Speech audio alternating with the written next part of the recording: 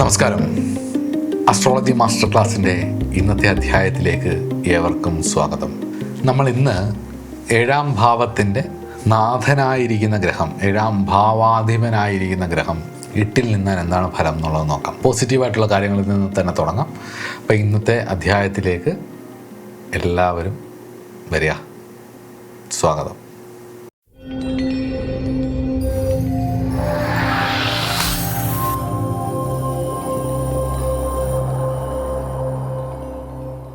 പോസിറ്റീവായിട്ടുള്ള ഫലം നമുക്ക് നോക്കാം. വിവാഹശേഷം അപ്രതീക്ഷിതമായ ധനലാഭമാണ്. 7th second ഹൗസാണ്. അപ്പം കുറച്ചുകൂടെ ഒരു ശകലം മുന്നോട്ട് പോകുന്ന കാര്യമാണ്. 7ാം ഭാവത്തെ വളർത്തുന്ന ഭാവമാണ്. 7ാം ഭാവത്തിന് തൊട്ടടുത്ത ഭാവമാണ് 8th ഹൗസ് എന്ന് പറയുന്നത്. അപ്പം ഒരു സ്റ്റെപ്പ് മുന്നോട്ട് വെക്കുന്ന ഭാവമാണ്. അപ്പം അപ്രതീക്ഷിതമായിട്ടുള്ള ലാഭം, ധനലാഭം, പ്രത്യേകിച്ച് ധനലാഭം തന്നെ ഉണ്ടാകും. വിവാഹശേഷം നിങ്ങൾക്ക് ധനത്തിൻ്റെ ഉയർച്ചകൾ ഉണ്ടാവാനുള്ള സാധ്യതയുണ്ട്. പങ്കാളിക്ക് ഗൂഢശാസ്ത്രങ്ങളിൽ അല്ലെങ്കിൽ നിങ്ങൾക്ക് തന്നെ ഗൂഢവിഷയങ്ങളൊക്കെ അറിയാൻ താല്പര്യമുണ്ടായിരിക്കും. പ്രത്യേകിച്ച് 7ാം ഭാവാധിപൻ 8ൽ നിൽക്കുന്നവർക്ക് ബിസിനസ്സിൻ്റെ രഹസ്യങ്ങളോ അല്ലെങ്കിൽ ഒക്കൾട്ട് സയൻസുകളോ അതുപോലെ തന്നെ സെക്ഷുവൽ ലൈഫുമായിട്ട് ബന്ധപ്പെട്ടിട്ടുള്ള നിഗൂഢമായിട്ടുള്ള വിഷയങ്ങൾ അറിയണമെന്നും അങ്ങനെയൊക്കെയുള്ള താല്പര്യങ്ങളും വളരെ കൂടും. അതുപോലെ തന്നെ 7ാം ഭാവാധിപൻ 8ൽ നിന്ന് കഴിഞ്ഞ് കഴിഞ്ഞാൽ ഉറപ്പിച്ചോളൂ, 7ാം ഭാവവുമായിട്ട് ബന്ധപ്പെട്ടിട്ടുള്ള ഒരു രഹസ്യ സ്വഭാവം നിങ്ങളിലുണ്ടാവും. 7th ഹൗസ് ലോർഡ് 8ൽ പ്ലേസ്ഡ് ആയാൽ 7ാം ഭാവവുമായിട്ട് ബന്ധപ്പെട്ട് നിങ്ങൾ തന്നെ ഉള്ളിൽ വളരെ രഹസ്യമായി വെച്ചിരിക്കുന്ന ഒരു നേച്ചർ ഉണ്ടാവും എന്നുള്ളത് 100%.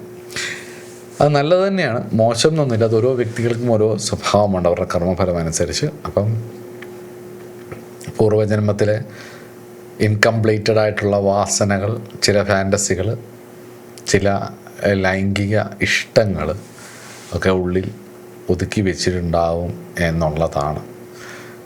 അതിന് കറക്റ്റ് ചിലപ്പം അതിന് പറ്റുന്ന ഒരു പങ്കാളി അല്ല വരുന്നതെന്നുണ്ടെങ്കിൽ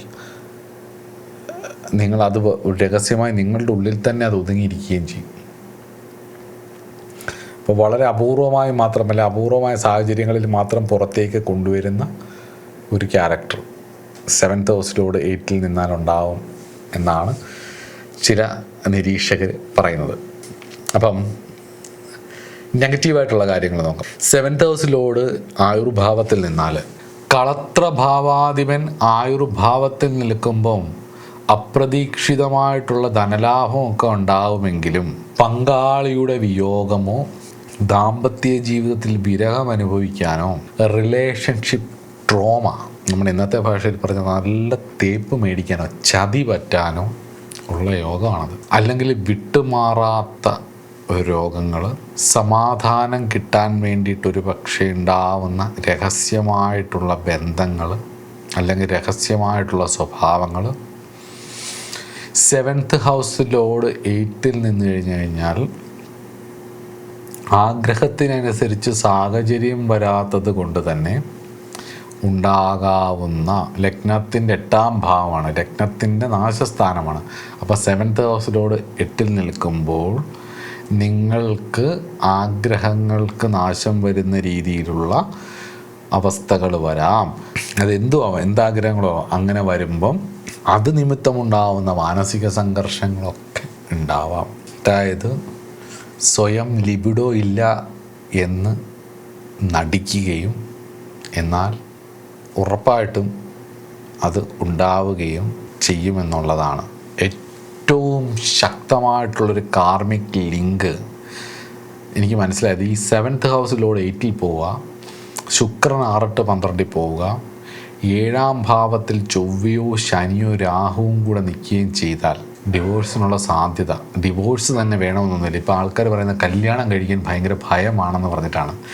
ഒരു ധാരണയുണ്ട് കല്യാണം കഴിച്ചില്ലെങ്കിൽ ഈ പ്രശ്നങ്ങളൊന്നും വരില്ല എന്ന്. വേറെ രൂപത്തിൽ വേറെ ഭാവത്തിൽ അനുഭവിക്കാനുള്ളതെല്ലാം എന്തായാലും അനുഭവിക്കും, അതിൻ്റെ സംശയമൊന്നുമില്ല. കല്യാണത്തിൽ നിന്നും ഒളിച്ചോടി ഞാൻ റിലേഷൻഷിപ്പിലേക്ക് പോയാൽ നിങ്ങൾക്ക് അനുഭവിക്കാൻ യോഗം ഉണ്ടെങ്കിൽ കറക്റ്റായിട്ട് ഒരാളുടെ അടുത്ത്, ആ കാർമിക് ഡെപ്റ്റിന് പറ്റുന്ന ഒരാളുടെ അടുത്ത് വന്ന് എത്തുകയും നിങ്ങളറിയാതെ ആ ഡെപ്റ്റും അവരുടെ ഇതും കൂടെ ഓവർലാപ്പ് ചെയ്യുകയും ഒരു സുപ്രഭാതത്തിൽ അത് മുറിഞ്ഞു പോവുകയും നിങ്ങൾ വലിയൊരു വീഴ്ചയിലേക്ക് പോവുകയും നിങ്ങൾ ആ കർമ്മഫലം നന്നായിട്ട് അനുഭവിക്കുകയും ചെയ്യും. ഞാനാണേലും എന്നെയും കൂടെ ചേർത്താ പറയുന്നത്. നിങ്ങളെന്ന് പറയുമ്പം അത് എന്നെയും കൂടിയാണ്, നമ്മളെ തന്നെയാണ് ഈ പറയുന്നത്. അപ്പം അതുകൊണ്ട് തന്നെ ഏറ്റവും ശക്തമായിട്ടുള്ളൊരു കാർമിക് ലിങ്ക് എന്ന് പറയുന്നത് മുൻജന്മത്തിൽ തീരാത്ത പകയായിരിക്കും ഈ ജന്മത്തിൽ പങ്കാളിയിലേക്കോ അല്ലെ ഒരു സുഹൃത്തിലേക്കോ അല്ലെ ഒരു രഹസ്യബന്ധത്തിലേക്കോ നിങ്ങളെ എത്തിക്കുന്നത്. തീരാത്ത പക പൂർവ്വജന്മത്തിലെ, അല്ലെങ്കിൽ അതീവ രഹസ്യമായ ഉടമ്പടികളോ കാര്യങ്ങളോ നിങ്ങൾക്കിടയിലുണ്ടാവും. പങ്കാളിയാവാതെ, ഇന്നതൊന്നും പറയുന്നില്ല. രഹസ്യബന്ധങ്ങളെന്നൊക്കെ പറയുമ്പോഴത്തേക്ക് ഇനി 7ാം ഭാവാധിപൻ 8-ലുള്ളവർക്ക് കാണും. ഇനി കുടുംബത്തിൽ ആരുടെയെങ്കിലും 7ാം ഭാവാധിപൻ 8-ലുണ്ടെന്നുണ്ടെങ്കിൽ ഇനി അതെടുത്ത് വെച്ചുകൊണ്ട് ഇനി ആ സംശയരോഗത്തിൻ്റെ പുറകിന് പോകരുത്. അതിനു വേണ്ടിയിട്ടല്ല ഇത് പറയുന്നത്. ഒരു സാധ്യത മാത്രമാണ്. മറ്റു പല ഗ്രഹങ്ങളുടെ സാധ്യതകളും വ്യാഴത്തിൻ്റെ ദൃഷ്ടിയും അവരുടെ ദൈവാധീനവും അവരുടെ ഈ ജന്മത്തിൽ കിട്ടിയ അവരിതിനെതിരെ മാനസികമായിട്ട് മാറാൻ ശ്രമിച്ചതും ഒക്കെ വെച്ച് നോക്കുമ്പം ഒരുപാട് മാറ്റങ്ങൾ വരും ജീവിതത്തിൽ. വ്യക്തി മാറും. നല്ലൊരു ഗുരുനാഥൻ്റെ അടുത്ത് പോയി എത്തിപ്പെട്ട് കഴിഞ്ഞ് കഴിഞ്ഞാൽ അസാമാന്യ ലിബിഡോ ഉള്ള ഒരാൾ വഴി പിഴച്ചു പോകുന്ന ഒരു സാഹചര്യത്തിൽ പോയി പെടുന്നത് പോലെയല്ല. പബ്ബിലോ അല്ല അങ്ങനെയൊക്കെ പോയി അങ്ങനെ അങ്ങ് പോകുന്ന പോലെയല്ല. ഒരു നല്ല ആചാര്യൻ്റെ അടുത്ത് എത്തിപ്പെടുകയാണെങ്കിൽ അയാൾക്ക് ഗുരുത്വമുണ്ടെങ്കിൽ അയാൾ അവിടെ സമർപ്പിച്ചാൽ ആചാര്യൻ പറയുന്നത് കേട്ട് മുന്നോട്ട് ജീവിക്കാൻ ശ്രമിക്കുമ്പം രീതികൾ മാറും. അത് ഈ ജന്മത്തിൻ്റെ തപസ്സാണ്. പൂർവ്വജന്മത്തിൻ്റെ കർമ്മഫലം അതിങ്ങനെയാണ് വരുന്നത്. ഒന്നിൽ അത് അങ്ങനെ അങ്ങ് പോയി വഴിവിട്ട് ജീവിച്ച് എന്തായാലും ഏത് സുഖത്തിൻ്റെ പുറകിന് പോലും ഒരു ദിവസം ഒരു മടുപ്പ് വരും. ആ മടുപ്പ് സ്വയം അവനവനെ നിയന്ത്രിക്കുകയും വ്യക്തിശുചിത്വം കാത്തു സൂക്ഷിക്കുകയും ഒക്കെ ചെയ്ത് മുന്നോട്ട് പോകുമ്പം ഇതൊന്നും വേണ്ടെന്നല്ല, അതൊക്കെ വേണം. അതിൻ്റേതായ ഒരു ധാർമ്മികമായ രീതിയിൽ ഇതെല്ലാം വേണ്ടത് തന്നെയാണ്. ഈ ലൈംഗികത എന്നുള്ളൊരു വിഷയം ആധ്യാത്മിക വിഷയവുമായിട്ട് കൂട്ടിയിണക്കി പറയുമ്പം പല ആചാര്യന്മാരും അല്ല പല അസ്ട്രോളജേഴ്സും ഇത് പറയാൻ ഭയങ്കരമായിട്ട് ഭയക്കും. എന്ന് വെച്ച് കഴിഞ്ഞ് കഴിഞ്ഞാൽ ഇതെന്തൊരു തെറ്റുള്ള പോലെയോ അല്ലെങ്കിൽ സ്പിരിച്വലായിട്ടുള്ള ആൾക്കാർക്ക് ഇതെന്തൊരു മോശം കാര്യം പോലെയാണ്. പുരാണ ഇതിഹാസങ്ങളെ പിൻപറ്റി പ്രഭാഷണം നടത്തുന്ന ഞാൻ ഉൾപ്പെടെയുള്ളവർക്ക് പല വേദികളിലും പറയാൻ മടിയാണ്. പക്ഷെ ഇത് ജ്യോതിഷ ക്ലാസ് ആയതുകൊണ്ട് ഞാൻ പറയാം. അതായത് വ്യാസഭഗവാനെ ഒന്ന് എടുത്തു നോക്കും. അദ്ദേഹത്തിന് സന്താനങ്ങളെ ഒന്ന് നോക്കും. ശുഗൻ ഒരു സൈഡിൽ. അതല്ലാതെ സത്യവതി എന്ന് പറയുന്നത് തന്നെ അമ്മയുടെ വാക്ക് പ്രകാരം ഉണ്ടായ 3 സന്താനങ്ങളാണ്. അത് മറ്റ് സ്ത്രീകളിലുണ്ടായതാണ്. ധൃതരാഷ്ട്രവും പാണ്ഡുവും ദാസി സ്ത്രീയിലുണ്ടായ വിതുരരും. ഇതിനെ പല അധ്യാത്മികരും ന്യായീകരിക്കുന്നത് അന്നത്തെ കാലഘട്ടത്തിൽ IVF പോലുള്ള കാര്യങ്ങളൊന്നും ഇല്ലായിരുന്നല്ലോ, അതുകൊണ്ടാണ് എന്നുള്ളതാണ്. ഇത് എഴുതിയിരിക്കുന്ന വ്യാസൻ്റെ കൃതിയാണ്. മഹാഭാരതം എന്ന് പറയുന്ന വ്യാസകൃതിയാണ്. അദ്ദേഹത്തിൻ്റെ ഈ അവസ്ഥകളെക്കുറിച്ച് എഴുതിയിട്ടുണ്ട്. നിത്യബ്രഹ്മചാരിയായിരിക്കുന്ന മഹാബ്രഹ്മസ്വരൂപനായിരിക്കുന്ന അദ്ദേഹത്തിൻ്റെ മകനായിട്ടുള്ള ശുഗനെക്കുറിച്ച് എഴുതിയിട്ടുണ്ട്. അദ്ദേഹത്തിന് തന്നെ ജനിച്ച ധൃതരാഷ്ട്രത്തെക്കുറിച്ച് എഴുതിയിട്ടുണ്ട്. പാണ്ഡുവിനെക്കുറിച്ച് എഴുതിയിട്ടുണ്ട്. ദാസ്യസ്ത്രീയിലുണ്ടായിട്ടുള്ള അദ്ദേഹത്തിന് തന്നെ ജനിച്ച വിതുരരെക്കുറിച്ചും എഴുതിയിട്ടുണ്ട്. അതേ വ്യാസഭഗവാൻ തന്നെ ജലദ്രോണിക്കുള്ളിൽ ജനിച്ച ദ്രോണാചാര്യരെ പറ്റി എഴുതിയിട്ടുണ്ട്. അതേ വ്യാസഭഗവാൻ തന്നെ അന്നത്തെ ടെക്നോളജിയും യാഗങ്ങളും ഒക്കെ ഉപയോഗിച്ച് മന്ത്രസാധനങ്ങൾ വഴി ഉണ്ടാകുന്ന സന്താനങ്ങളെക്കുറിച്ച് ദൃഷ്ടദ്യുമ്നൻ്റെ കഥ നമുക്ക് പറഞ്ഞു തന്നിട്ടുണ്ട്. അപ്പം ഇതൊന്നും സാധ്യതകളിൽ നമ്മൾ വിചാരം നമ്മൾ മാത്രം ടെക്നോളജി ജീവിക്കുന്നത്. എല്ലാ കാലഘട്ടത്തിനും അതിൻ്റേതായ ടെക്നോളജീസൊക്കെ ഉണ്ടായിരുന്നിരിക്കും. ഉണ്ട്. കാരണം പൂർവികർ ഇപ്പം നമ്മളുടെ ജീവിതത്തിൽ നമ്മളിപ്പം വളരെ എക്സലൻ്റ് ആയിട്ടുള്ളൊരു സർക്കംസ്റ്റാൻസസിലാണ് ജീവിക്കുന്നതെന്ന് വിചാരിക്കും. അടുത്ത തലമുറ വരുമ്പോൾ നമ്മൾ പഴയതാവും. നിങ്ങളൊക്കെ പഴയതല്ലേ. ഒരു 10 വർഷം കൂടെ കഴിയുമ്പോൾ ചിലപ്പോൾ എൻ്റെ മക്കളും ചുറ്റുപാടുള്ളവരൊക്കെ പറയും കുറച്ചുകൂടെ ഒന്ന് അപ്ഡേറ്റഡ് ആയിക്കൂടെ, എന്തു ഇതെന്ന് പറയും. അവരുടെ അടുത്ത തലമുറ വരുമ്പോൾ അവരെ നോക്കി ഇത് തന്നെ പറയും. ഇത് ഇങ്ങനെ തന്നെയാണ് മുന്നോട്ട് പോകുന്നത്. അതൊരു ആപേക്ഷികമാണ്. പുതുമ എല്ലാം തികഞ്ഞൊരു കാലം എന്ന് പറയുന്നത് ആപേക്ഷികമാണ്. അത് സദാ മാറിക്കൊണ്ടിരിക്കുന്നതാണ്. അപ്പോൾ വ്യാസഭഗവാൻ ഇതെല്ലാം പറഞ്ഞിട്ടുണ്ട്. കശ്യപ മഹർഷിയുടെ കഥയൊന്നും എടുത്തു നോക്കൂ. വസിഷ്ഠൻ്റെ കഥയൊന്നും എടുത്തു നോക്കൂ. വസിഷ്ഠൻ ജ്ഞാനയോഗത്തെക്കുറിച്ച് പറയുന്ന വസിഷ്ഠൻ ആത്മഹത്യ ചെയ്യാൻ ശ്രമിച്ചതാണ്. എല്ലാ വർഷവും വായിക്കുന്ന രാമായണം എഴുതിയ വാൽമീകിയുടെ പൂർവകാല ചരിത്രം എന്ന് പറയുന്നത് ഫാമിലിയിൽ നിന്നുണ്ടായ ട്രോമ. കള്ളനാണ് അദ്ദേഹം, രത്നാകരൻ എന്ന് പറയുന്ന കള്ളനാണ്. കുടുംബത്തിന് വേണ്ടിയിട്ടാണ് മോഷ്ടിച്ചത്. അപ്പം വീട്ടുകാർ താൻ എന്ത് ചെയ്തിട്ടും വീട്ടുകാർ ഒറ്റപ്പെടുത്തിയതിൻ്റെ ട്രോമ കൊണ്ട് അദ്ദേഹം ഉപേക്ഷിച്ചിട്ട് സ്പിരിച്വാലിറ്റിയിലേക്ക് കടന്ന് അദ്ദേഹം രാമായണം എന്ന് പറയുന്ന ആദ്യകാവ്യം എഴുതിയ ആളായി മാറുക ചെയ്തേ. അങ്ങനെ ഓരോരുത്തരുടെയും കഥാപാത്രങ്ങളിൽ പറയുമ്പം എല്ലാ തരത്തിലുള്ള വികാര വിചാരങ്ങളും, വിശ്വാമിത്രൻ ഗായത്രിയോളം ഉത്തമമായിട്ടുള്ളൊരു മന്ത്രം ഇല്ല എന്നാണ് എല്ലാ വൈദികരും പറയുന്നത്. മന്ത്രരാജനാണ് ഗായത്രി എന്നാണ് വൈദിക സംസ്കൃതി മൊത്തം പറയണേ, അല്ലേ? ഇപ്പോഴത്തെ കേരളത്തിലെ കേരളീയ ബ്രാഹ്മണരായാലും എവിടെയാണെങ്കിലും ബ്രാഹ്മൺസിൻ്റെ ഇടയിലൊക്കെ ഏറ്റവും കൂടുതൽ ഗായത്രി ഉപാസനയ്ക്കാണ് പ്രാധാന്യം കൊടുക്കുന്നത്. കാരണം മന്ത്രരാജൻ എന്നാണ് വിളിക്കുന്നത്. അതിൻ്റെ ഋഷിയായിട്ടുള്ള വിശ്വാമിത്രൻ്റെ കഥയൊന്ന് കണ്ടിട്ടുണ്ടോ? ശകുന്തളയുടെ ഉത്ഭവം എങ്ങനെയായിരുന്നു എന്നുള്ളത് പുരാണങ്ങളിൽ വായിക്കാൻ നിങ്ങൾക്ക് വിട്ടുതരുന്നു. അപ്പം വ്യാസൻ ഇതിലൊന്നും വെള്ളം ചേർത്തിട്ടില്ല. പക്ഷേ ഈ വിഷയം ഞാനടക്കമുള്ളവർ പറയുമ്പം ഇത് കാര്യം പറയുമ്പോൾ ഒരു ഭയം പോലെയാണ്. പ്രതിസന്ധികൾ ജീവിതത്തിൻ്റെ ഭാഗമാണ്, വാസനകൾ ജീവിതത്തിൻ്റെ ഭാഗമാണ്. കർമ്മഫലത്തിനനുസരിച്ച് വാസനകളുണ്ടാവും. അതിൽ ചിലപ്പം നല്ലതുണ്ടാവും, ചിലപ്പം വളരെ മോശമായിട്ടുള്ള ജീവിതാനുഭവങ്ങൾ വരുമായിരിക്കും. ജീവിതത്തിൽ തെറ്റ് വരാം. കമ്പയർ ചെയ്യാതെ അത് തിരിച്ചറിഞ്ഞിട്ട് ആ വിഷമങ്ങൾ മനസ്സിലാക്കിയിട്ട് സ്വയം റിഫൈൻ ചെയ്ത് പുറത്തു വരാനാണ് ഈ പുരാണ ഇതിഹാസങ്ങൾ ഋഷിമാർ നമുക്ക് സംഭാവന ചെയ്തത്. അല്ലാതെ അതിലെ കാര്യം എടുത്തിട്ട് ശുഖൻ ഇങ്ങനെയാണ്, നിത്യബ്രഹ്മചാരിയാണ്, പക്ഷെ അത് എഴുതിയ വ്യാസഭഗവാൻ ഇങ്ങനെയാണ്. അപ്പം അത് പറയുന്നത് വളരെ പതുക്കെ ആയിരിക്കും പറയുന്നത്. വ്യാസായ വിഷ്ണുരൂപായ വ്യാസരൂപായ വിഷ്ണുവേ എന്നൊക്കെ പറഞ്ഞിട്ട് പറയുന്നത് ഇങ്ങനെയാണ്. വളരെ ലളിതമായിട്ട് പറയാം. ഭൂലോകത്തിലേക്ക് വിഷ്ണു ഭഗവാനാണെങ്കിൽ പോലും, മഹാദേവനാണെങ്കിൽ പോലും, ഏത് ദേവതയാണെങ്കിൽ പോലും ഭൂലോകത്തിലേക്ക് വന്നാൽ ഇത് കർമ്മഭൂമിയാണ്, കർമ്മഫലം തീർക്കേണ്ട സ്ഥലമാണ്. ഇവിടെ ഇൻകാർണേഷൻ ഉണ്ടായാൽ ഒരു ലിമിറ്റേഷൻ ഉണ്ടാവും. സ്ഥൂലതലത്തിലുള്ള ലിമിറ്റേഷൻ മാറുന്നത് സൂക്ഷ്മതലത്തിലേക്കും, സ്ഥൂലത്തിലും സൂക്ഷ്മത്തിലുമുള്ള ലിമിറ്റേഷൻ മാറുന്നത് കാരണതലത്തിലുമാണ്. ജ്യോതിഷത്തിൽ ഒരു കർമ്മഫലം കാണിക്കുമ്പോൾ നമ്മൾ കൂടുതലും പറയുന്ന സ്ഥൂലതലത്തിലുള്ള വിഷയങ്ങളാണ് നമ്മൾ ഈ സംസാരിക്കുന്നതെല്ലാം. അതിശക്തമായിട്ടുള്ള കർമ്മബന്ധം മുൻജന്മത്തിൽ വന്ന് തീരാത്ത പകയുണ്ടാവും എന്ന് പറയുമ്പോൾ പകയുണ്ടാവാനുള്ള സൂക്ഷ്മ കാരണങ്ങൾ നമുക്ക് മനസ്സിലാക്കി വെക്കണം. അപ്പോൾ ആ സാഹചര്യം ഇങ്ങനെയായിരിക്കും വരുന്നതെന്നുള്ളത് പഠിക്കണം. അതിൻ്റെ കാരണതലത്തിലേക്ക് എത്തുമ്പം പക ഒഴിഞ്ഞു, ആ കർമ്മം പോയി കഴിഞ്ഞാൽ ആ തരത്തിലുള്ള ചിന്തകൾ വരില്ല. ഇപ്പോൾ ഒരു ഭാഷ, ചൈനീസ് ഭാഷ നമുക്കറിയത്തില്ല, അത് കേട്ടാൽ എന്തോ കേട്ടില്ലല്ലോ എന്തോ, അതവിടെ നടക്കുന്നുണ്ടായിരിക്കും, അത് സംസാരിക്കുന്നുണ്ടായിരിക്കും, പലതും നടക്കും ലോകത്ത്.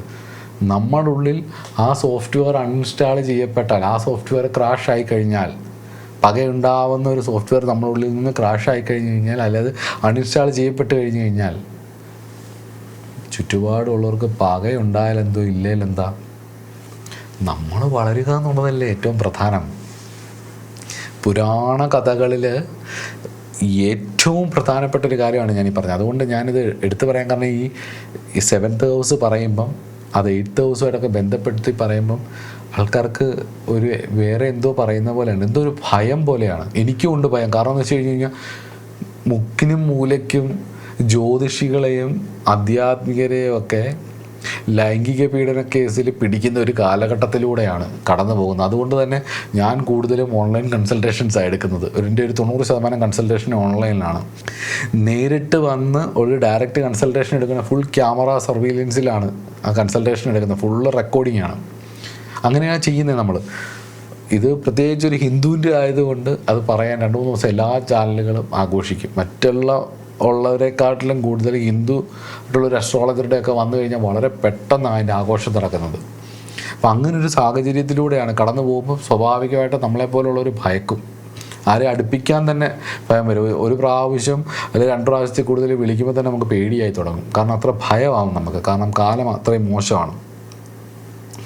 ആരൊക്കെ എവിടുന്നാണ് വരുന്നത്, ആരൊക്കെ എങ്ങനെയാണ് പോകുന്നതെന്നൊന്നും പറയാനൊക്കത്തില്ല. അപ്പോൾ അങ്ങനത്തെ ഒരു അവസ്ഥയിലൂടെ പോകുന്ന സമയത്ത് ഈ മാതിരി വിഷയങ്ങൾ 7th ഹൗസ് ലോഡ് 8ൽ നിന്നാൽ രഹസ്യബന്ധവുമായിട്ട് ബന്ധമുണ്ടെന്ന് പറഞ്ഞാൽ ഇതൊരു ബോധമില്ലാത്തവൻ ഇത് കേട്ട് അവൻ്റെ വീട്ടിലൊരു പ്രശ്നം ഉണ്ടാക്കി അവരാരെങ്കിലും എന്തെങ്കിലും ചെയ്താൽ ജ്യോതിഷം പറഞ്ഞുകൊണ്ടാണ് ഈ പ്രശ്നം ഉണ്ടായ റീസൺ എന്ന് പറഞ്ഞിട്ട് എൻ്റെ പേരും കൂടെ വരും. അപ്പം ഇതൊക്കെ വിചാരിച്ചിട്ടാണ് ആൾക്കാരും ഒന്നും ഇതൊന്നും പറയാത്തതും എക്കാലവും ശാസ്ത്രം ഇങ്ങനെ ഒതുക്കി വെച്ച് മുന്നോട്ട് പോകുന്നതും.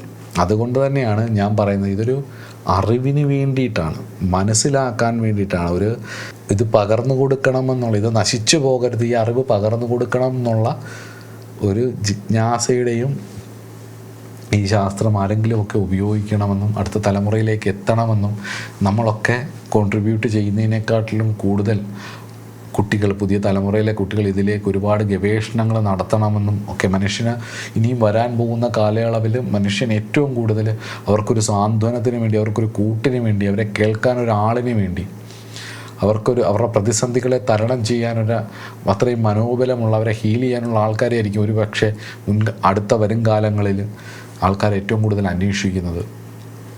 ആ സമയത്ത് ആനയ്ക്ക് തെറ്റിപ്പട്ടം കിട്ടിയ പോലെ ഉയർന്നു നിൽക്കുന്ന ഒരു ശാസ്ത്രമായി മാറാൻ, അതല്ലെങ്കിൽ അങ്ങനെ ഉപയോഗിക്കുന്ന മനുഷ്യരുണ്ടാവാൻ വേണ്ടി നമ്മളാൽ കഴിയുന്നൊരു കാര്യം ചെയ്തു വെക്കണം എന്നുള്ളത് കൊണ്ടാണ് ഞാനിത് റിസർച്ച് രീതിയിൽ ഇത് പറഞ്ഞു തരുന്നത്. അപ്പം അതിനെ ആ രീതിയിൽ കാണുക. ഇത് കൊണ്ട് ആര് അവരവരുടെ ജീവിതത്തിന് ദുർവ്യാഖ്യാനിച്ചാലും ഇത് ഈ പറയുന്ന കാര്യങ്ങൾ എടുത്ത് അവനവന് വേണ്ടതെടുത്തിട്ട് ബാക്കി തള്ളിക്കളഞ്ഞേക്കുക. പക്ഷേ പഠിക്കേണ്ടവർക്ക് അത് മനസ്സിലാക്കാൻ വേണ്ടിയിട്ടാണ് ഞാനത് ഇത്രയും രീതിയിലത് പറയുന്നത്. അപ്പം ഏറ്റവും ശക്തമായ ഒരു കർമ്മബന്ധം എന്നുള്ളത് ഞാൻ പറഞ്ഞല്ലോ, 7th ഹൗസിലോട് 8ൽ നിന്നാൽ, അപ്പം മുൻജന്മത്തിൽ തീരാത്ത പകയോ അതീവ രഹസ്യമായിട്ടുള്ള ഉടമ്പടികൾ നിങ്ങൾക്കിടയിൽ ഉണ്ടാകാനോ, അല്ലെങ്കിൽ മരണം വരെ തുടരുന്ന ബന്ധം, അല്ലെങ്കിൽ മരണത്തിന് ശേഷവും അതുമാത്രം ആലോചിച്ച് ജീവിക്കുന്ന ഒരു ജീവിതം. ഞാനൊരു 7th ഹൗസിലോട് 8ലുള്ള ഒരു സ്ത്രീയെ എനിക്കറിയാം. അവരുടെ ഹസ്ബൻഡ് മിലിറ്ററിയിലിരുന്ന് മരിച്ചു പോയതാണ്. കുട്ടികളുണ്ട്, വളരെ ചെറുപ്പമാണ് കുട്ടികൾ. എനിക്ക് തോന്നുന്നു 10 മൂത്ത ആൾ 10 11 അങ്ങോട്ടേ പഠിക്കുന്നുള്ളൂ. അപ്പോൾ അവരൊരു ദിവസം ഞാനിങ്ങനെ വളരെ യാദൃശ്ചികമായിട്ട് കൺസൾട്ടേഷനും പിന്നെ അവർ ഈശ്വരോപാസന ഒക്കെ ചെയ്യുന്നുണ്ട്, സ്പിരിച്വലായിട്ടുള്ള ക്ലാസ്സുകളൊക്കെ എൻ്റെ അടുത്തൊന്ന് ഫോളോ ചെയ്യുന്നുണ്ട്. അപ്പം ഞാനൊരു എന്തോ ഒരു സമയത്ത് പറഞ്ഞു, ഇങ്ങനെ വീട്ടുകാർ വിവാഹം നിർബന്ധിക്കുന്നു എന്ന് പറഞ്ഞപ്പോൾ ഞാൻ പറഞ്ഞു, എന്നാൽ പിന്നെ കുട്ടികളൊക്കെ വളരെ അല്ലേ, ഇവരൊരു കുറച്ചുകൂടെ ആയി കഴിഞ്ഞ് കഴിഞ്ഞാൽ നിങ്ങൾ ഒറ്റപ്പെട്ടു, നിങ്ങൾക്ക് വേണമെങ്കിൽ താല്പര്യം ഉണ്ടെങ്കിൽ വിവാഹം കഴിക്കാമെന്ന് പറയുമ്പോൾ അവരെന്നോട് പറഞ്ഞൊരു മറുപടി എന്ന് പറയുന്നത്, മരിച്ചു ഹസ്ബൻഡിനെ പറ്റിയാണ് പറയുന്നത്, അവനെപ്പോലെ ഒരു ആണിനെ ഞാൻ എൻ്റെ ജീവിതത്തിൽ ഇന്നുവരെ കണ്ടിട്ടില്ല, അതുകൊണ്ട് തന്നെ അവൻ്റെ ഓർമ്മകളിൽ ഞാൻ ജീവിച്ചു പൊക്കോളാം എന്ന്. ഞാനപ്പോൾ അത് നോട്ട് ചെയ്ത് വെച്ചിട്ട് ജാതകം എടുത്ത് നോക്കുമ്പോൾ 7th ഹൗസ് ലോഡ് 8ലാണ്.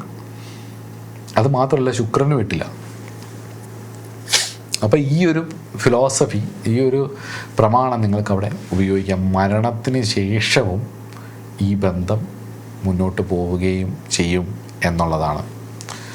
അപ്പം എനിക്ക് ആ ഒരു കാര്യം കണ്ടപ്പം എനിക്ക് ഓർമ്മ വന്ന ഒരു സ്പിരിച്വൽ തോട്ട് എന്ന് പറയുന്നത്, ചില വിഷയങ്ങൾ നഷ്ടങ്ങളിലൂടെ മാത്രമാണ് ചില തിരിച്ചറിവുകൾ ഉണ്ടാവുന്നത്. ചില മുറിവുകളാണ് നമുക്ക് നമ്മളുടെ വില മനസ്സിലാക്കി തരുന്നത്. നമുക്ക് നമ്മളോട് വിലയില്ലെങ്കിൽ വേറെ ആർക്കും നമ്മളോടൊരു വിലയുണ്ടാവില്ല എന്നും, നമ്മൾ നമ്മളെയാണ് സ്നേഹിക്കേണ്ടതെന്നും, നമുക്ക് നമ്മളോട് സ്നേഹമുണ്ടെങ്കിൽ മാത്രമേ മറ്റുള്ളവർക്ക് നമ്മളോട് സ്നേഹമുണ്ടാവൂ എന്നുള്ളതും, എനിക്കെന്നെ സ്നേഹിക്കാൻ കഴിയില്ലെങ്കിൽ അതിന് പകരമായി വേറൊരാളിൽ ആ സ്നേഹം കണ്ടെത്തിയാൽ, എനിക്ക് വേണ്ട സന്തോഷം ഞാൻ വേറൊരാളിൽ കണ്ടെത്താൻ ശ്രമിച്ചാൽ ഒരു ദിവസം അവർ പോകുമ്പം ഞാൻ തളർന്നു വീഴുമെന്നും നമ്മൾ സ്വയം തിരിച്ചറിയും. അങ്ങനെ മാത്രമേ സത്യത്തെ തിരിച്ചറിയാൻ കഴിയുകയുള്ളൂ. നമ്മൾ ഉണരും, ആ മുറിവുകളിൽ നിന്നും പുറത്തു ചാടും, നമ്മൾ സ്വയം നമ്മളെ മനസ്സിലാക്കും. വീണ്ടും 1-2 പ്രാവശ്യമൊക്കെ പല വഴിക്കൂടെ ഒന്ന് പോയി നോക്കും. അപ്പോൾ 1-2 കൊട്ടും കൂടെ കിട്ടുമ്പോൾ പിന്നെ സ്റ്റേബിളാവും. സമാധാനത്തിന് വേണ്ടി ചിന്തിച്ചു തുടങ്ങും. 8th ഹൗസിലൂടെ രഹസ്യങ്ങളാണ്, അന്തർമുഖത്വമാണ്, ഉള്ളിലേക്ക് തിരിഞ്ഞു തുടങ്ങും. ഒരു 7ാം ഭാവാധിപൻ 8ൽ നിന്നാൽ റിലേഷൻഷിപ്പ് നിമിത്തം ഒരു ജീവിതത്തിൽ പല മരണങ്ങളെന്നാണ്. റിലേഷൻഷിപ്പ് നിമിത്തം ഒരു ജീവിതത്തിൽ, അതായത് ഒരു ലൈഫിൽ പല മരണങ്ങൾ എന്ന് വേണേൽ പറയാം. അപ്പം എനിക്ക് തോന്നിയൊരു സ്പിരിച്വൽ തോട്ടെന്ന് പറയുന്നത്, മരണം പോലും തോൽക്കുന്ന സ്നേഹമാണ് ആവശ്യം. അതിനെന്ത് വേണം? അവനവനെ സ്നേഹിക്കുക, അവനവനെ ഇഷ്ടപ്പെടുക, അവനവനെ നല്ല രീതിയിൽ ഡെവലപ്പ് ചെയ്യുക. അങ്ങനെ ഒരാൾക്ക് മാത്രമേ പ്രാണൻ പോയാലും ബന്ധം നിലനിർത്താൻ സാധിക്കുകയുള്ളൂ. അങ്ങനെ ഒരാൾക്ക് മാത്രമേ അവിടെ ഇല്ലെങ്കിൽ പോലും നമുക്ക് കാണാൻ കഴിയും, നമ്മുടെ അടുത്തില്ലെങ്കിൽ പോലും നമുക്ക് സ്നേഹിക്കാൻ കഴിയത്തുള്ളൂ. ഭഗവാൻ നാരായണനെ കൃഷ്ണനായിട്ട് വന്ന ശേഷം നമ്മളൊക്കെ ആ ഒരു പ്രസൻസ് അറിയുകയും ഭഗവാനെ പ്രാർത്ഥിക്കുകയും ചെയ്യുന്നു. എന്താണ്? ആനന്ദ സ്വരൂപനായതുകൊണ്ടാണ്. ഭഗവാൻ ഒരു ഡെവിളായിരുന്നെങ്കിൽ ആരാധിക്കുമോ? അടുത്തിരിക്കുമ്പോൾ തന്നെ അസ്വസ്ഥതയായിരിക്കും, നെഗറ്റിവിറ്റി, ടോക്സിസിറ്റി ആയിരിക്കും. അതേ സമയത്ത് വർത്താണ്. അപ്പം അതൊരു ഭക്തിയാണ്. അപ്പം ഭഗവാനിലെ നമ്മൾ ആശ്രയിക്കുമ്പോൾ എന്താണ്? നമ്മൾ ഈശ്വരാംശമായി മാറുമ്പോൾ ഭഗവാന്റെ ഐശ്വര്യം നമ്മുടെ ഉള്ളിലേക്ക് വരും. അപ്പം എന്താ പറയുക, നമ്മൾ ചെയ്യുന്ന പ്രവൃത്തി, നമ്മുടെ ജീവിതത്തിലെ ഐശ്വര്യങ്ങൾ, ആ ബന്ധം പോയാൽ, ആ പ്രാണൻ പോയാൽ പോലും അത് നിലനിൽക്കും എന്നുള്ളതാണ്. അപ്പം ആ സത്യത്തെ തിരിച്ചറിയും എന്നുള്ളതാണ് 7th ഹൗസിലോട് 8th നിന്നാൽ. എനിക്ക് 7ാം ഭാവാധിപനും ലഗ്നാധിപനും ഒക്കെ 8 നിൽക്കുന്നവരോട് പറയാനുള്ളത്, ഈ ജന്മം കുറേ ചവിട്ട് കിട്ടും, ആയുസ്സൊക്കെ ഉണ്ടാവും, കുറേ ചവിട്ടൊക്കെ കിട്ടും, കുറേ ദുരനുഭവങ്ങൾ അനുഭവിക്കാനുള്ള യോഗം ഉണ്ടാവും, കുറേ പ്രതിസന്ധികൾ തരണം ചെയ്യാനുള്ള യോഗം ഉണ്ടാവും. പക്ഷെ തളരരുത്, കയറി വരണം. ഒരുപാട് കാര്യങ്ങൾ നിങ്ങൾക്ക് ഈ ജന്മം ചെയ്യാനുണ്ട് എന്നുള്ളത് ഉറപ്പാണ്. ഇപ്പം നമുക്ക് 7th ഹൗസിലോട് 9th നിന്നുള്ള ഫലത്തെക്കുറിച്ച് നോക്കാം. 7th ഹൗസിലോട് അതിൻ്റെ 3ാമത്തെ ഭാഗത്തിലേക്ക് പോകുന്നത് നല്ലതാണ്. പങ്കാളി ഒരുപാട് റെസ്പെക്റ്റ് ചെയ്യുന്ന ഒരാളായിരിക്കും നിങ്ങളെ, അല്ല നിങ്ങൾ തിരിച്ച് നല്ലപോലെ ബഹുമാനം കൊടുക്കണമെന്ന് ആഗ്രഹിക്കുന്ന ഒരു ക്യാരക്ടറുള്ള ആളായിരിക്കും, അല്ല എനിക്ക് ഭയങ്കര ഇഷ്ടമായിരിക്കും അവരെ എന്നുള്ളതാണ്. 7th ഹൗസിലോട് 9th നിന്ന് കഴിഞ്ഞ് കഴിഞ്ഞാൽ ആത്മീയത, വിദേശയാത്ര, ഒരുമിച്ചുള്ള ട്രാവലിംഗ്, ഭാഗ്യം, വിവാഹശേഷം ഭാഗ്യം, ഭാഗ്യാനുഭവങ്ങൾ, സന്താന ഭാഗ്യം, വിവാഹശേഷം ഉയർച്ചകൾ, ഇതൊക്കെ ഉണ്ടാവാനുള്ള ഇതുണ്ടാവും.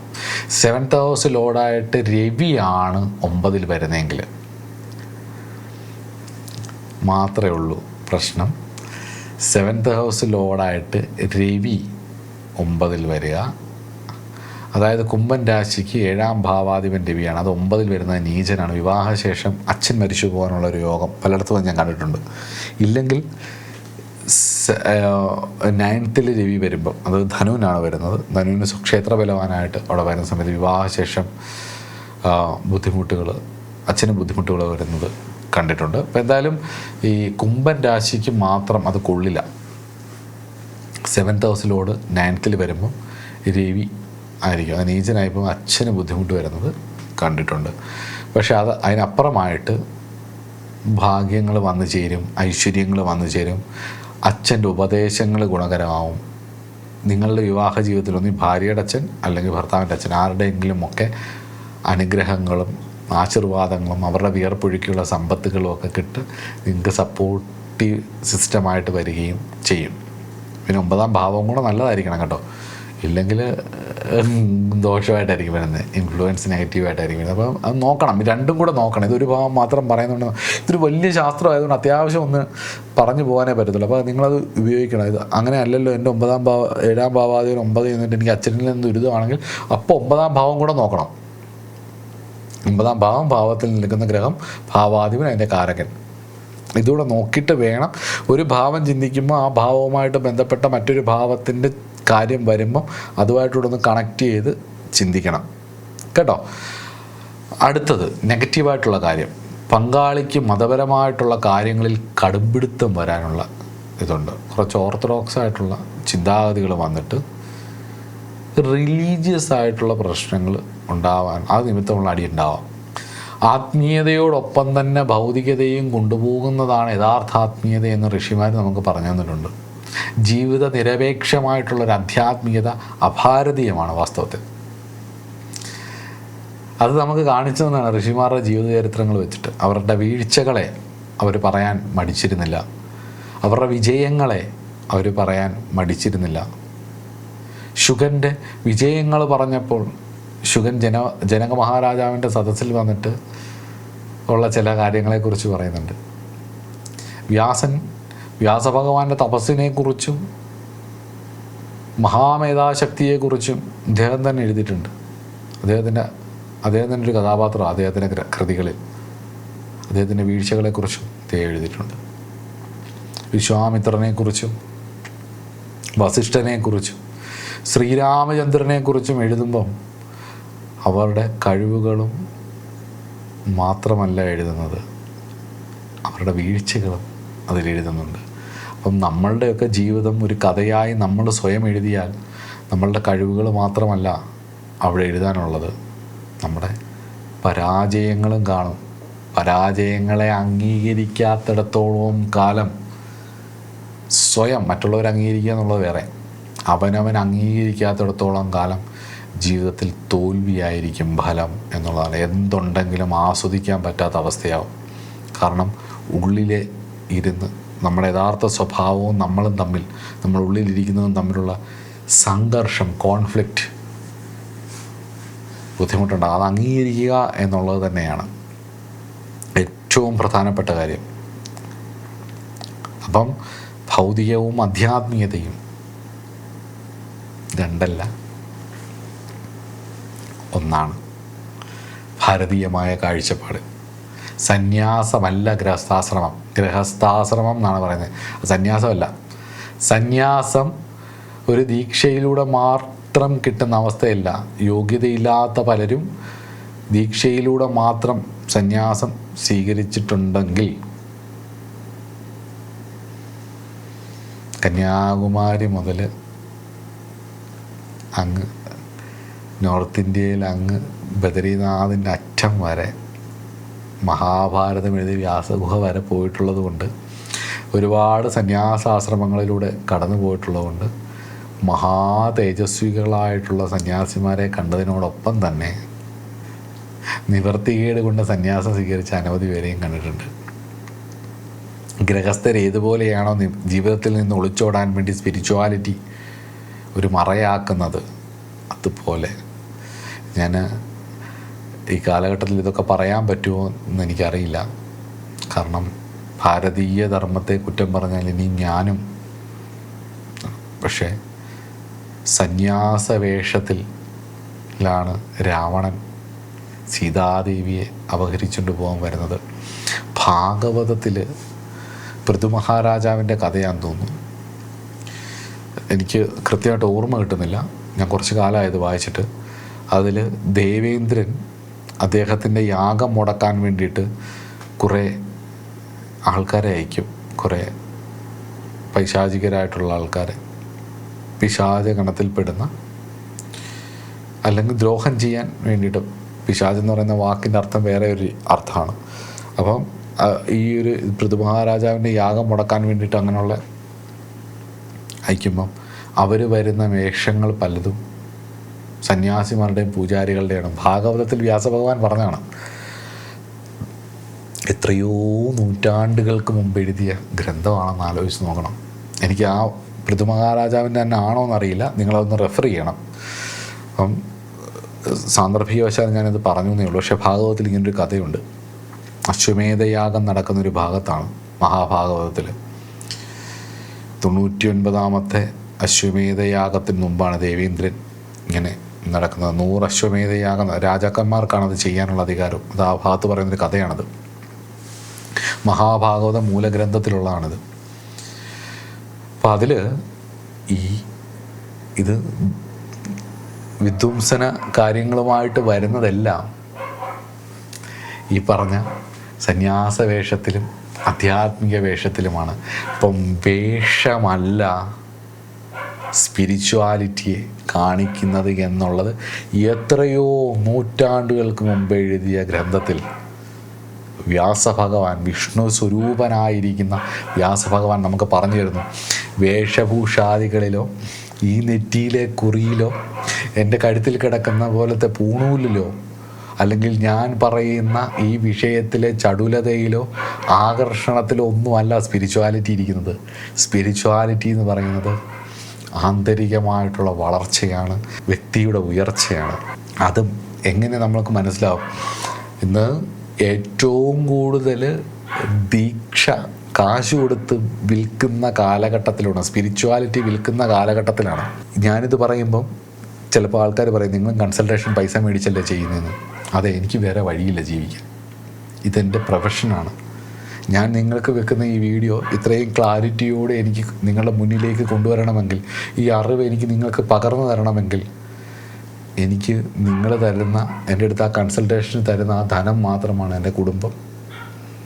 ഞാൻ, എന്നോടൊപ്പം ചേർന്ന് നിൽക്കുന്ന ആൾക്കാർ, ഇവരുടെ എല്ലാം വരുമാനം ഇത് ചെയ്ത് നിങ്ങളെ സഹായിച്ചിട്ടാണ്. അങ്ങനെ വന്ന് അവരിൽ നിന്നും കിട്ടുന്ന ധനം മേടിച്ച് അവരുടെ ജീവിതത്തിലെ പ്രതിസന്ധികളിൽ ഒരു വഴി കാണിച്ചു കൊടുക്കാൻ എൻ്റെ ഇത്രയും വർഷത്തെ എക്സ്പീരിയൻസ് ഉപയോഗിക്കുന്നതിനാണ് ഞാൻ ആ ധനം വാങ്ങുന്നത്. ആ ധനത്തിൽ നിന്ന് കിട്ടുന്ന സ്വാതന്ത്ര്യമാണ് ഈ വീഡിയോ നിങ്ങളുടെ മുന്നിൽ ഫ്രീ ആയിട്ട് എനിക്ക് അവതരിപ്പിക്കാനും പറ്റുന്നത്, ക്ലാസ്സുകൾ എടുക്കാൻ പറ്റുന്നത്. എത്രയോ ക്ലാസ്സുകളാണ് ഫ്രീ ആയിട്ട് എടുത്തു കൊടുക്കുന്നത്, എത്രയോ വീഡിയോസാണ് നമ്മളത് ചെയ്തു വെക്കുന്നത്. എന്ന് വിചാരിച്ചിട്ട് ഞാൻ പറയുന്നതെല്ലാം കേൾക്കണമെന്നോ ഇല്ല. എന്നെ പോലും എൻ്റെ വേഷഭൂഷാദികൾ കണ്ടല്ല വിലയിരുത്തേണ്ടത്.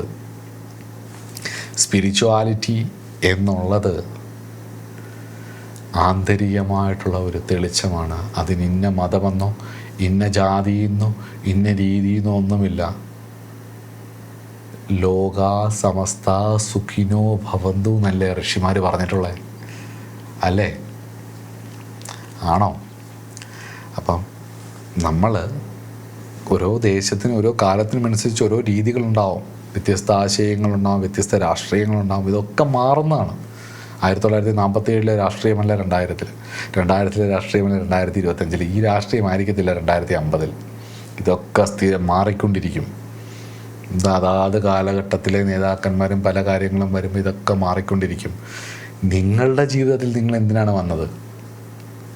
നമ്മുടെ ഓരോരുത്തരുടെയും ജീവിതത്തിൽ എന്താണ് വന്നത്? നമ്മൾ എത്രത്തോളം നീതി നമ്മളോട് പുലർത്തുന്നുണ്ട് എന്നുള്ളതാണ്. അപ്പം ഞാനത് പറയാൻ കാരണം, ഭൗതിക കാര്യങ്ങൾ 7th ഹൗസിലോട് 9th നിന്നാൽ ഭൗതിക കാര്യങ്ങളിൽ ശ്രദ്ധ കുറയും എന്നൊരു അഭിപ്രായം ചില ഗ്രന്ഥങ്ങളിൽ കാണുന്നുണ്ട്. അപ്പം ഒന്നിനെ ഉപേക്ഷിച്ച് ഒന്നിൻ്റെ പുറകിൽ പോകുന്നതല്ല സ്പിരിച്വാലിറ്റി. ഗൃഹസ്ഥനായാൽ ഗൃഹസ്ഥൻ്റെ ധർമ്മം ചെയ്യണം, ഉത്തരവാദിത്തങ്ങൾ ചെയ്യണം. ഉത്തരവാദിത്തങ്ങളിൽ ഒളിച്ചോടുന്നതല്ല സ്പിരിച്വാലിറ്റി. ചിന്താവിഷ്ടയായ ശ്യാമളയിലെ ശ്രീനിവാസൻ അവതരിപ്പിച്ച കഥാപാത്രത്തെ ഒന്ന് ഓർത്താൽ മതി. പണിയെടുക്കാതിരിക്കാനുള്ള വഴിയല്ല സന്യാസം. ജീവിതത്തിൽ മുന്നോട്ട് പോകും തോറ്റു തുന്നം പാടുമ്പം ജീവിതത്തിൽ രക്ഷപ്പെടാൻ ലോട്ടറി അടിക്കാൻ വേണ്ടിയിട്ടുള്ള മാർഗമല്ല ക്ഷേത്രത്തിൽ പോക്ക്. 2 ദിവസം മുമ്പ് ഒരു കൺസൾട്ടേഷനിൽ ഒരാൾ എന്നോട് ചോദിച്ചിട്ടുണ്ട്, ഏതാണ്ട് പറഞ്ഞു നിങ്ങൾക്ക് ഭാഗ്യം ഉണ്ടാവും ധൈര്യമായിട്ടിരിക്കുന്നത്, ലോട്ടറി അടിക്കുമെന്നാണ് ചോദിച്ചത്. ഞാൻ വളരെ ലളിതമായിട്ട് അതിന് മറുപടി പറഞ്ഞു, ഈ ചോദ്യം ചോദിക്കാൻ നിങ്ങൾക്ക് ഭാഗ്യമുള്ളതുകൊണ്ടാ. ശരിക്കും ഭാഗ്യമില്ലാത്തവനാണെങ്കിൽ നാക്കങ്ങനെ പൊങ്ങില്ല. ലോട്ടറി അടിക്കുമെന്ന് ചോദിക്കാനുള്ള സ്വാതന്ത്ര്യം, ഫിനാൻഷ്യൽ ഫ്രീഡം, ആ ഒരു സാഹചര്യം ഉണ്ടാവില്ല. അയാൾക്ക് ആ സാഹചര്യം ഉണ്ടായത് തന്നെ അയാളുടെ ഭാഗ്യമാണ്. അപ്പോൾ ഞാനത് വളരെ കൃത്യമായിട്ട് പറയുകയും ചെയ്തു. അയാൾക്കത് ഇഷ്ടപ്പെട്ടിട്ടുണ്ടാവില്ല, പക്ഷെ ഞാനത് വളരെ കൃത്യമായിട്ട് പറഞ്ഞു.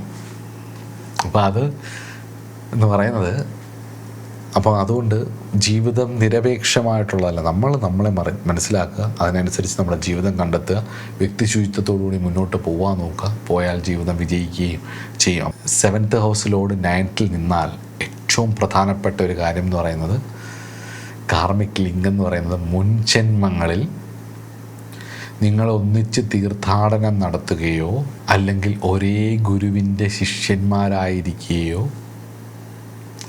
അല്ലെങ്കിൽ വ്യാഴമാണ് 7ാം ഭാവാധിപനായിട്ട് 9ൽ വരുന്നത് എങ്കിൽ പൂർവ്വജന്മത്തിൽ നിങ്ങളെ ഗുരുവായിട്ടിരുന്ന ആളാണ് ഈ ജന്മം നിങ്ങൾക്ക്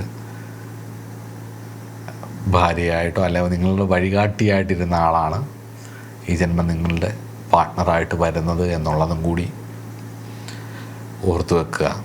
അപ്പം അങ്ങനെയുള്ളവരുണ്ടെങ്കിൽ, അത് തിരിച്ചറിഞ്ഞിട്ടുണ്ടെങ്കിൽ, അത് മനസ്സിലായിട്ടുള്ളവരാണെങ്കിൽ, ഭാര്യാഭർത്താക്കന്മാരായിട്ടിരിക്കുന്നവർ 2 ശരീരത്തിലല്ല ഒരേ മനസ്സിലാണ് എന്ന് മനസ്സിലാക്കി ഞങ്ങൾ മോക്ഷത്തിലേക്കുള്ളൊരു യാത്രയിലാണ് എന്ന് മനസ്സിലാക്കി മുന്നോട്ട് പോകാൻ ശ്രമിക്കുക എന്നുള്ളതാണ് നിങ്ങളുടെ ഒരു സ്പിരിച്വൽ തോട്ട് അല്ലെ കാർമിക് ലിങ്ക് എന്ന് പറയുന്നതാണ്. അപ്പോൾ അടുത്ത ക്ലാസ്സിൽ 7th ഹൗസ് ലോർഡ് 10th നിന്നാലുള്ള ഫലം എന്താണെന്ന് നോക്കാം. അടുത്ത ക്ലാസ്സിൽ കാണാം. നമസ്കാരം.